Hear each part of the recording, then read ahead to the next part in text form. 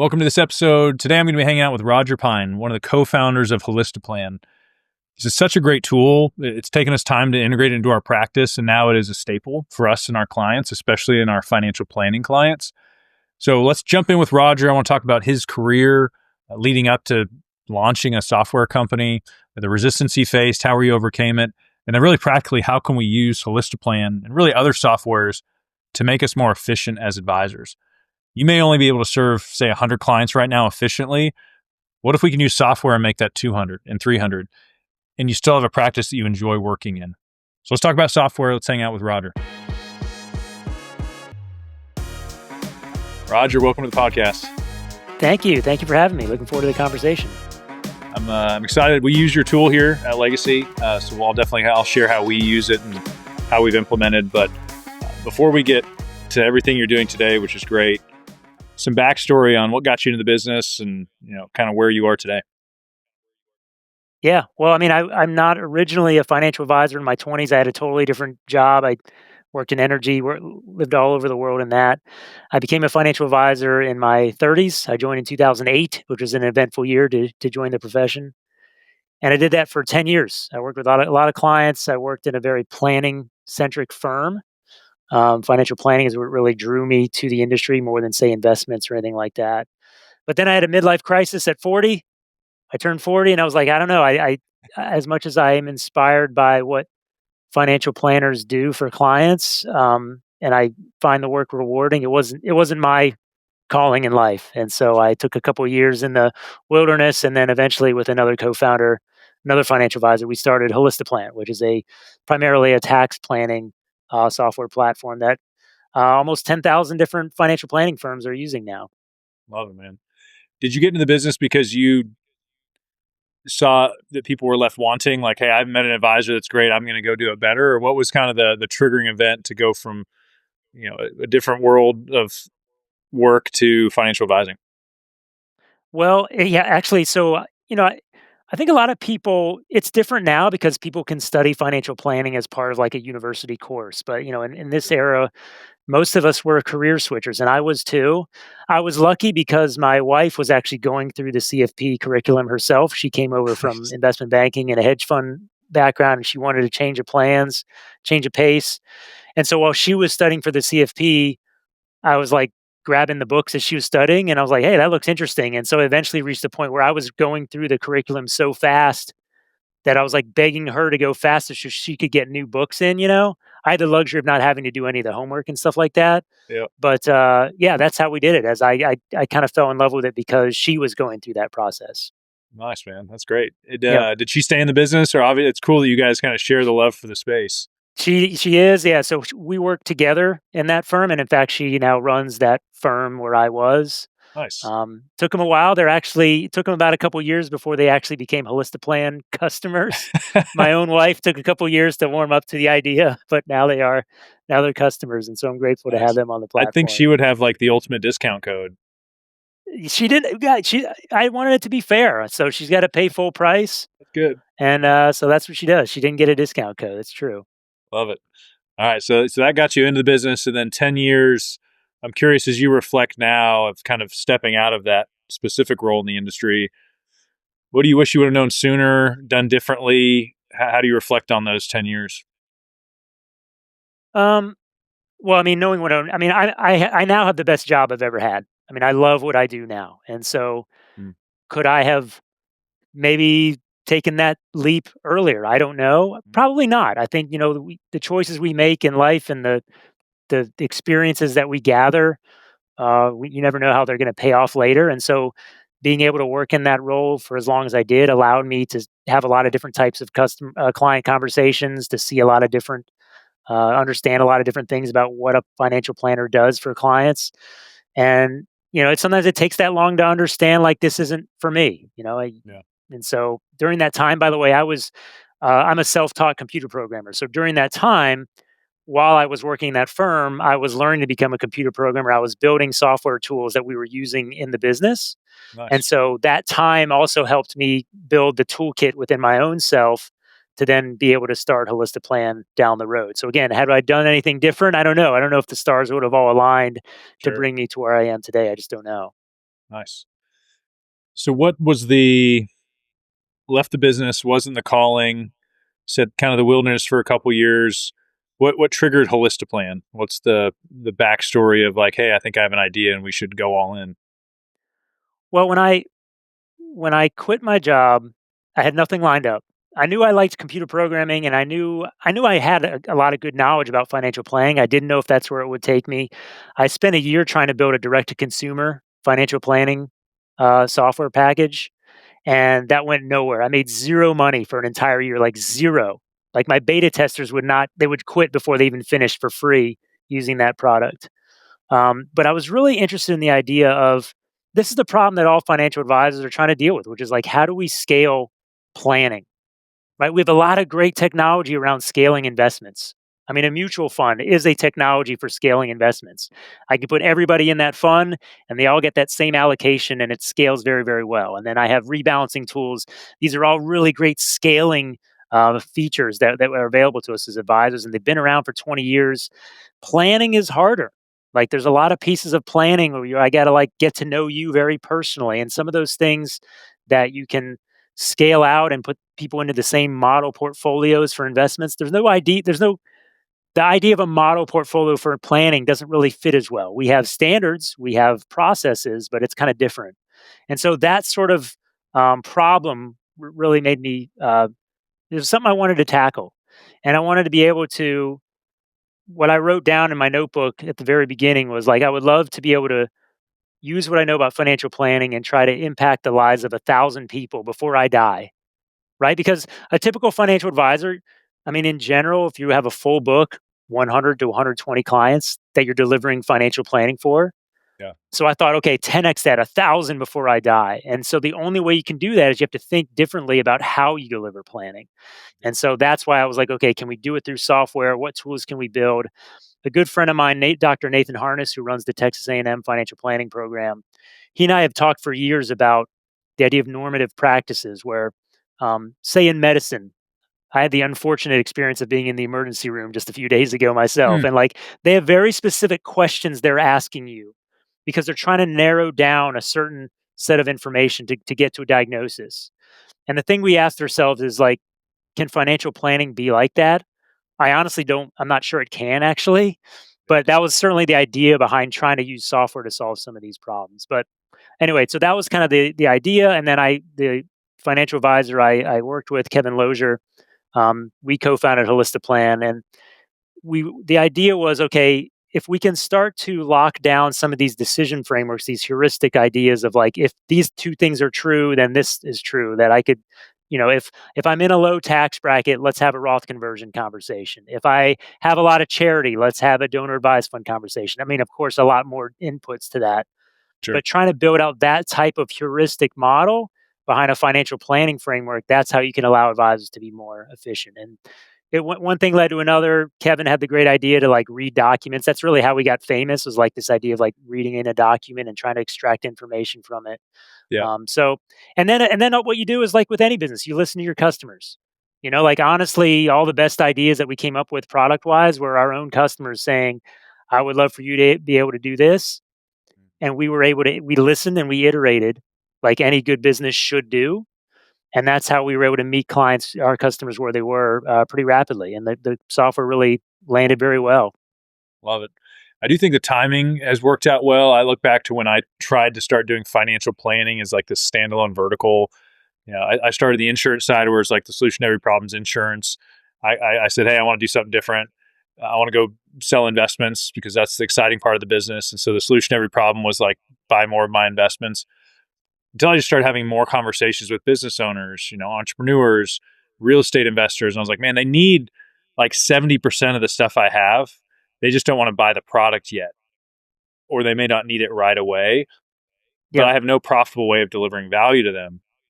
And so when I was at some different firms back in the day, I'd say, I want to do a financial plan. They're like, oh, $500, $1,000. And I was like, I don't know if I'm making money at that point. Like I still have to Hmm. quickly get to the product in order to be profitable. And that's probably making my process or deliverable not as powerful. And so I had to go through this whole journey of realizing like, hey, how much should I charge for financial planning? But there is somewhat of a ceiling to where it's like, maybe I need to shift to say, hey, what's a healthy fee? But if I can make myself so much more efficient, maybe that's where my profitability comes from. And that's where I think if you have good tools and software, it's like the client doesn't know if you took 50 hours to build their financial plan or 5, Yep. if the result is the same for them. Right. Yeah, I think, there's 2 pieces to it. One is you have to actually provide real value, right? And so I think just plugging numbers into a calculator, they can do that on their own, right? So we as a profession are having to elevate our own skills just because our customers are asking for more and we have more it's kind of like this. It's not an arms race, but it's this thing where like as the expectations rise, the amount of value we have to provide to meet and then exceed expectations is going to rise. That's a good thing. That's good for consumers. It's good for the profession. Um, so that's half of it. But then, yes, you have to be scalable in delivering that value, right? And that's really hard to do. It's easy to be really scalable if you do a terrible job, right? If I just say go use the calculator, that's super scalable. But then if I want to actually deliver value at the same time, then we have to start talking about, okay, what tools are in my toolbox? What sort of processes do I build around delivering this advice? How do I make sure that I'm having the right people in my firm work on building these deliverables? And also, part of scalability is not just efficiency, but also consistency of outputs, Hmm. right? If I have everybody in my firm moving super fast and they're super efficient, but then I gave the same fact pattern to 4 different people in my firm and they get 4 different answers, Yeah. well, that's not good either. You're not providing the type of value our customers, our clients expect of us. And so, like all these things, you're right. All these things are coming together at the same time. Our clients are expecting more. The industry, the business models are shifting, and then our ability to build tools like Holistiplan. Um, frankly, 6 or 7 years ago, you go back 10 years. I mean, I don't know if you remember this, but like it's not been that long since I was a financial advisor, but I would be at conferences and people would say, I will never put my CRM in the cloud. I'll never do that. Remember that? That wasn't that long Oh ago. yeah. Yeah. But we, especially with COVID, we kind of accelerated this. We as a profession have shifted to the point where we're more comfortable with these cloud-based tools and the True. ability to build these cloud-based products like a Plan has exploded. And so I think a lot of these things all came together at once. It's been a really fascinating time for me to watch and be a part of over the last 2 years. I'm very thankful to be able to monitor it from this side of the fence and to see so many advisors who are many of our customers are people who are adding financial planning for the first time. And they're relying on tools that, like you said, like the client doesn't know. The client doesn't know if you spent 10 hours on this or 10 minutes on this, but if they're impressed and if you exceed their expectations, they don't really care. That's where the value comes from. That's what they're willing to pay for. It's great to see that happening. Yeah, I do think there's an issue. I mean, there's a lot of tools now, and it's something we had to solve internally. We built a software for ourselves because it's one of those things where you see, hey, there's nothing out there that's doing this well, so let's try to do it. Was how quickly can we build something to put in front of the client? Because I think back in the day, I was printing like an e-money report and then typing an Excel document, and I think when people saw it, especially for some of the people who were paying me like large financial planning fees, I think the experience kind of fell off a cliff Mm, when it's like my numbers were great, the projections were all true. Like it was, but by the time I put something in front of the client, I think I left them slightly confused. And a confused mind usually says no, or they're not in a place to make a confident decision. And so yeah, we had to step back and say, what is this consistent deliverable that's fed by all these really smart tools? But at the end of the day, when the client sees it, they're like, oh, this makes sense. Like simplicity is a gift. And that's yeah, something we've had to try to unlock. yeah. I think if you look back, 15 years or so, a lot of the outputs of these systems, and we have to be careful of this too within our design of Plan is um, sometimes we mistake. It's kind of like when you're writing a term paper back in high school, and it's like, well, if I just make it an extra page, it'll look that much better. Like but you're right. Like there's a certain elegance in getting your message across in 2 pages when it could have been 15 pages, right? And so but Right. that's a little bit harder to do, and so I think we err on the side of just doing more and more and more, and all of us on the software side of things, we have to be very careful about, okay, how do we provide an elegant output? And then I'll tell you the next thing that we all have to figure out, and I'm as guilty of anyone of this, is like how do all the different systems talk to each Mm, other in a way where you have consistency of presentation because Holistic Plan, we have a viewpoint on what a beautiful deliverable is that may be different from what your e-money or one of your other financial planning programs look like. And I understand that advisors trying to stitch that stuff together. That's the next frontier, I guess, is how we get them all to come together in something that's really beautiful and elegant for clients. Yeah, I appreciate your mission of you being like a growth catalyst to advisor by saying, "Hey, I want to make your job easier so you can help more people." Because I do think there's this a point where back in the day it was like you probably only serve 100 people. Anything behind beyond that, like there's some number to where you're forgetting about people, you're pushing them off to somebody else. But in efficient practice, like what's that profitability line that you can actually hit? It used to be 100, but now it's 200 because of technology and Yep. systems. Because I remember, I think back to when I started doing financial planning as a standalone offering. And it was like, hey, we manage money well. We're good at that. And hey, we can help with insurance if you need it. That's kind of my background was both of those. But to have a profitable standalone vertical where if you never buy anything from me, this is still a good relationship. Like I'm happy Right. with you, you're happy with me. But I remember the times of kind of the friction of like, this is kind of challenging. And like it takes too long to type this thing up. Like I almost hit this point where I was like, either I have to really lean into this and just get much better at it, or I need to abandon it and just go back to managing money and calling people once or twice a year. Yep. I'm Yeah. curious in the evolution of Holistoplan, like how did you deal with that friction? Was it like the iteration until it was like, oh, I got out the other side? Well, I mean, software is so different, right? Because with software, you build it once and it's infinitely shippable out to everyone, right? So Yep. we have it a little bit easier than you do on the financial advice side, right? So I mean, I can write code and then everyone gets it. That's the magic of what I get to do. That's why I just love what I do because Yeah. to me it's a miracle that I can write 10 lines of code and then thousands of people can get that the same week. You know what I Yeah. mean? Um, so that's kind of the miracle what we do.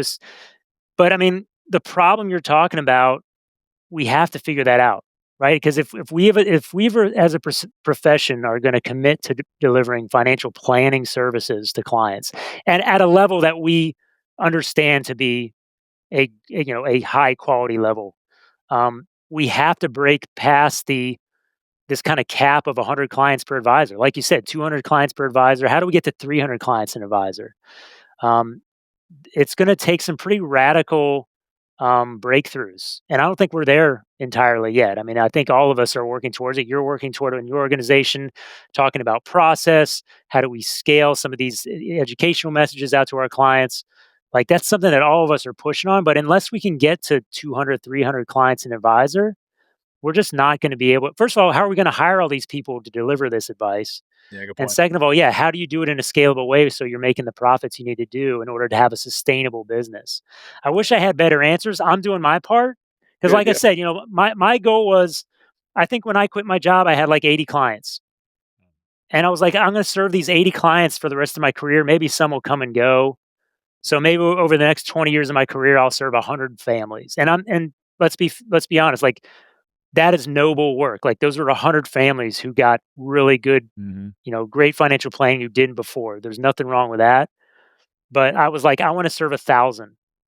And that's not practical for an advisor, but somehow we can get them to 200 or 300. That's the challenge I think all of us ought to be inspired by working towards. I appreciate the work you do in that area. That's something we fight for.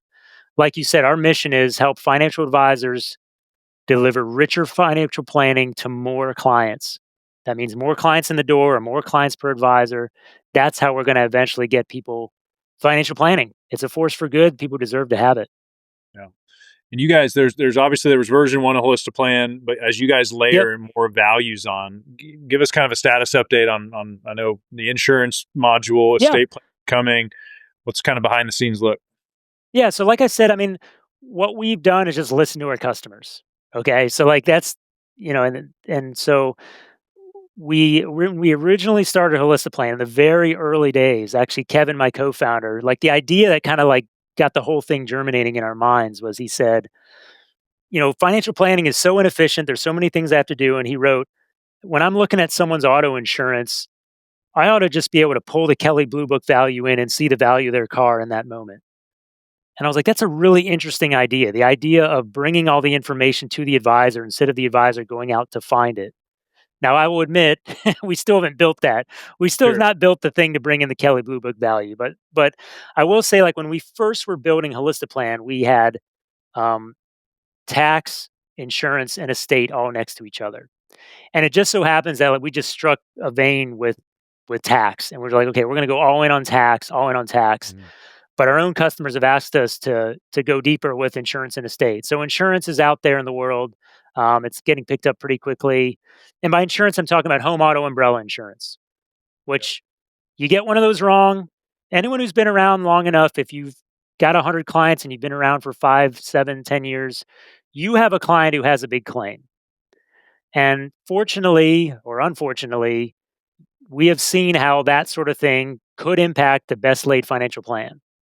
And so part of our job, that's why it's in the CFP curriculum, part of our job as planners is to review home, auto, umbrella insurance.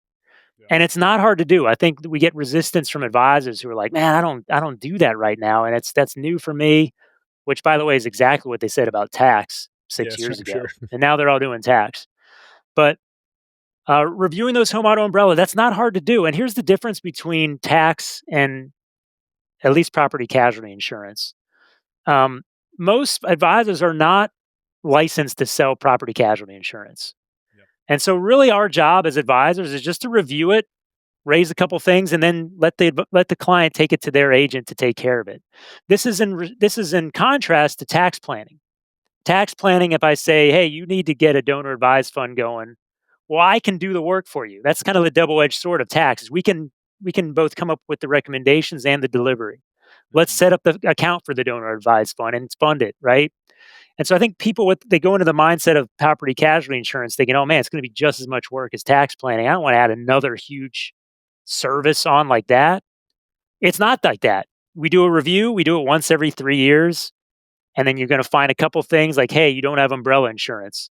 Hey, your home, did you know that there's a difference between replacement cost and home value? Did you know those are different things?" Like those sorts of things. "Hey, you have a classic car, there's specific you're on a nonprofit board." These are all things that high net worth clients encounter that we as advisors can point out to them, let the agent take over it. So, yeah, the property casualty module is something that our own customers asked for us to build. It was always part of the roadmap. It was the first thing we built before tax. And so, Okay, nice. um, yeah, I'm really excited about how do we take these these processes that didn't used to be very scalable. How do we make them scalable so that advisors can deliver those services to all their clients and then raise the bar in general for the type of value they're providing to those clients. And like you talked about, that changes the whole equation of our value proposition for clients and the nature of our business with them. Yeah, I think the one thing we try to help advisors find is like coachable moments. Like you need to find something that you can teach or coach or bring their awareness to build trust and rapport. I Yep. think most advisors are still in the world of, hi, my name is Stan, I'm a financial advisor. You've never met me before, but hey, transfer all your money to me and let's hope this thing works out. Hmm. It's like we leave this big trust gap as opposed to like, man, you run their home, auto, and umbrella through the tool. You run their last 2 tax returns through the tool. Like immediately you're going to have these things that are not your full value, but at least you can lead with value. In from meeting 1 Right. to meeting 2, you can come back and say, hey, a few things jumped out to me. And whether you use a whiteboard or however you want to communicate it, that before someone ever becomes a client, you have them believe and experience you as an advisor and a coach. Right. That's the goal. And what's cool about your tools is like, hey, it's going to take the guesswork out of it, and you can find a few coachable moments instantly. Whether it is, hey, I want to teach you about replacement versus real cost. Yep. I've never heard of that before. Well, I'm your advisor now, and you haven't even paid me. You're taking my advice. Right. Yeah. We're trying to queue up meaningful conversations. Actually, I'll tell you something. I know this is a podcast, so um, I'll show you We'll show the because video we too. have Yeah, we're zone visit. So I keep on my desk this right here. I'm holding it up. It's when I take my car into the dealer. The dealer does a 40-point inspection of my car. I know nice. nothing about cars, by the way. The way my clients knew very little about financial planning, I know nothing about cars. I know nothing about them. But they do this inspection for me, and they have, these are the things in green. My engine oil is green. My brake fluid is green, but my engine air filter is yellow. Now I know it. They're trying to sell me another engine air filter. But the fact That's that right. even if they didn't find anything, they're demonstrating to me that they're looking. Yeah, And that's even good. that has value. So even if we don't even get to the level of the like you said, the coachable moment, and you will, if you look, you will Mhm. find them. But if you demonstrate to the client, man, I looked, I'm in your corner. And by the way, um, you know, what insurance and tax have in common is you got to pay for it every year. Yeah, Deep down, we're like, I don't really know if I'm paying too much or not enough. Am I doing the right amount? Like, those are the questions that are in all of our heads. And so if we as the advisors can kind of demystify these things for the client, or even if we don't go to the level of demystifying, if we're just saying, hey, I'm looking at this for you, I'm in your corner, and here's me Hmm. demonstrating that I've looked, Yeah. that goes a long way. Goes a long way. And it's one of these evergreen things where every year your client gets a renewal on their insurance. And every year the client is like, man, it went up by 10%. Is that good or bad? I don't know. Yep. Every year, that's another opportunity for us, the advisor, to have a meaningful conversation. Even if that conversation is just, no, it looks good. I looked at it. Your coverage is right where you need it to be. I feel confident that we're good. Yeah. Yeah. I'm, That's I'm still a not good mad. conversation. Yeah. I'm not mad when I go to the doctor and they say, hey, everything checks out. Like, Exactly. thank Exactly. you. That's great. It makes me Right. feel better. Yep. I love that. So, what would be then the estate planning that's coming? Yep. Same idea. Same idea. Where, I mean, we we have a product coming there where it's the same deal where you upload your estate documents. We'll give you a summary. We'll highlight some of the things to think about. I remember, for example, one of the things that I don't hear advisors talk a lot about when we talk about estate planning is, yes, there's creating the plan. Absolutely. We need to help clients with that. But what people don't talk about a lot is, if you're working with a client for years on a relationship basis, it's probably you who's going to be there when that estate plan goes into effect, Sure. right? And in fact, sometimes your client is hiring you. I remember clients who would hire us, and they'd be like, "Look, I know my finances, but my spouse doesn't really know, and so you're here for if anything happens to me." We were almost like an insurance policy for them. Sure. So our moment to step up and add value was actually in the moment when that person died. And so a lot of times we're dealing with, retitling accounts and who are the executors and do the kids know what's going on, and Mm, so part of what we ought to be doing as estate planners, or when we're helping our clients with estate planning, is not just look at the legal setup of the documents, but also talk about just like the logistical ramifications of the choices they make. I'll give an example, and this is something we highlight in our software. Your client, I got two kids. I love both of them. I really do. I love them equally, but it's not a great idea for me to name both of them as joint executors, just from well, at least that's my opinion from a logistical perspective. Okay. sure. People may have other legal opinions on that, but from a logistical perspective, I've seen as an advisor getting the kids to both sign everything you do. And one guy lives in Massachusetts and one guy lives in Oregon. And like, you love your kids the same. I get it. Name one of them as the executor. Potentially. It all depends on the circumstances. But our job as an advisor is we can at least raise something like that. Yeah. I had a client who named a bank as her executor. And when she died, that was a nightmare. Yeah. The bank didn't know who she was, and like they didn't know how to. It took years for that estate to get settled. Wow. And so that's something we as advisors can raise. It's not part of the CFP curriculum. The lawyer may not raise it, but it's something that we can raise. And so it's just another example of what we're trying to surface within our estate planning software. That's great. So now living on the side of the business where you're in, you get to experience a lot of advisors for even firm level conversations, I'm sure, compliance, technology, all the things. What is your kind of feedback and advice to us as advisors now with what you're seeing, maybe from a seat that most of us don't get to experience? Um, I see advise. I mean, this is true across all industries, and it's always been true, and probably will always be true. But and as much as it pains me to say this, as a guy who sells software, buying software does not solve your problems, Hmm. right? Buying a tool does not solve your problems. Like, my garage is full of tools that I bought for one project that I never touched again, and I don't really know how to use them that well, Yeah. right? And so we have a lot of customers who are using Halistoplan, and they may use it for 10% of their clients. And if Hmm. that's consistent with their business model, I totally get that. But I think in a lot of cases, they're only using it for 10% of their clients because they bought software, but they didn't go through the organizational changes, the process changes needed to fully adopt that software and get maximum value out of it, Yeah. right? In order for us to really leverage these tools, we have to look at these tools and say, what needs to surround those tools to make sure I'm using them properly. So, one example, our biggest feature that made us famous was, you can upload a tax return and then we give you a report, right? So that step is super efficient. Upload the tax return, get the report. Now, outside of Holistic Plan is a lot of stuff I got to ask my client for a tax return. How do you ask? Let's say we go to that world where I have 300 clients as an advisor. Yeah. How do you ask 300 clients for a tax return in a way that's efficient and make sure you can keep track of who's giving you one or not? Mm. Right. Yeah. So, like, firms have to build that infrastructure. You do the analysis, we upload the thing. Now I need to communicate it back out to my client. I found XYZ things. Okay, how do you communicate that back out to 300 people when you have slightly different answers coming out of the software in each case? Now, that's an extreme example. Hopefully, we don't have 300 clients unless you've really nailed this scalability question. But even if you have 100 clients, how do you do that? And so, we as a company are trying to build the tools to help facilitate some of those infrastructure pieces. But in the meantime, advisors need to build the processes, the business process that surround the tool. The tool can do great analysis, but we as advisors need to make sure that we orchestrate our business such that all of our clients get the benefit of these new capabilities we've added, Got it. right? If we're truly generating all this new value for clients and if it's going to be transformational for our business, Mhm. well, let's go all in on this thing. Let's find, you don't have to do it all in year one, but like what is your path to which 3 years from now you can say all of my clients every year are getting this service Yeah. at the level that I believe they should get. That's actually the piece that I see advisors working on, but I see a long way to go for a lot of them.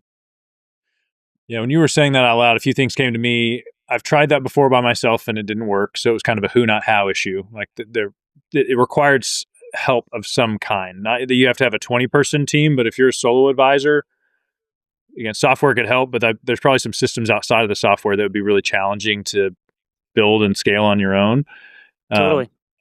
and then also like just kind of sitting in it, because there will take time. I think when I've built something or implemented financial planning or started using Holistiplan, going in expecting some level of friction of like, of course, this isn't going to be easy right away. But with a system and a process, I think it's coming out the other side. You're like, man, I'm really glad I did that.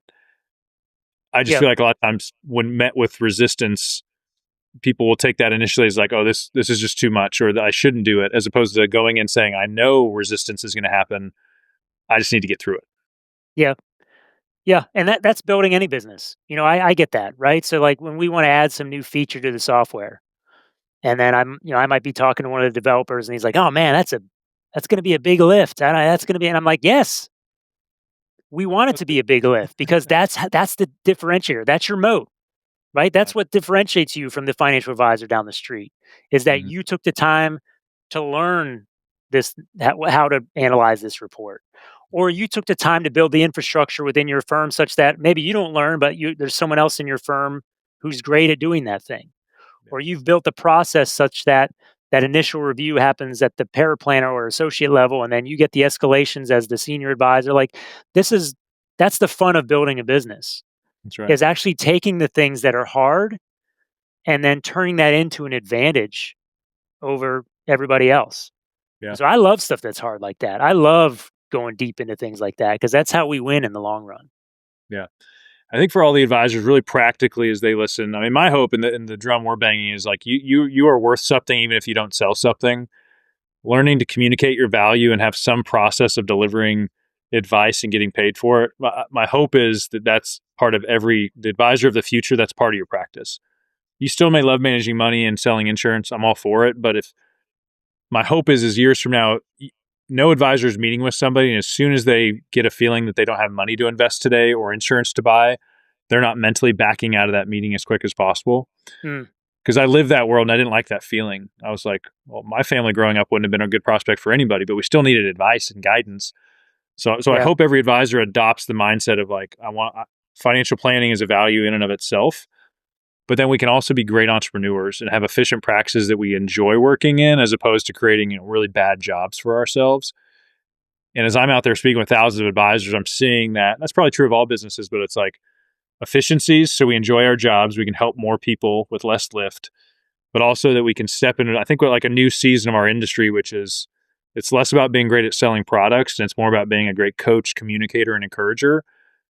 Because the tools like yours, like that's making part of our job so much easier that maybe that is no longer the differentiator is this idea we have or this knowledge or this designation, but it's more about our ability to like communicate and inspire people to actually like take action. Then Absolutely. all of a sudden, advisors have to be great communicators, which, when I started the business, no one told me that. Yeah. Yeah. I mean, ultimately, most people who are financial advisors, they made a choice at some point in time that said, I want to be in a job that helps people. Hmm. And sometimes sometimes you can get away from that because, it's like anything, anything, life gets in the way. But like, um, ultimately, most or all financial advisors that I've met, at least, that's the core of why they got into the business. Yeah. And so now we have new ways to help people and new ways to get back to that, original kind of thing that inspired us to get into the business. And we can do it for more people. That's what's beautiful about it. So yeah, I agree. I mean, like, there's so many people win when we layer in better financial planning into our practices. So I'm excited to be in this time in the profession because I think it's going to get really, really interesting. And I'll tell you what, if we want to use fear as a motivator, if you're not believing that financial planning is the future, well, guess what? That guy down the street who just hung out a shingle, they've embraced it. And so, if it's not something that someone listening already, we're preaching to the choir a little bit, but in case we got to someone who's not, um, that you're going to need to do it to survive anyway. But I think we're here because we're not just here to survive; we're here to deliver great value to clients and help people. Yeah. Well, man, I appreciate you staying in the arena and building a software company and figuring it out because that's somebody's got to do it. Well, thank you. I love it. Like I said, it's the best job I've ever had, and I get up every day inspired by our customers. Being a financial advisor wasn't the right thing for me, but I know that financial planning in particular, it really is a force for good in this world. And like, there's no ambiguity around that. There's certain things that we do. I make this product, but it pollutes the air in some way or whatever. There's a lot of different jobs out there.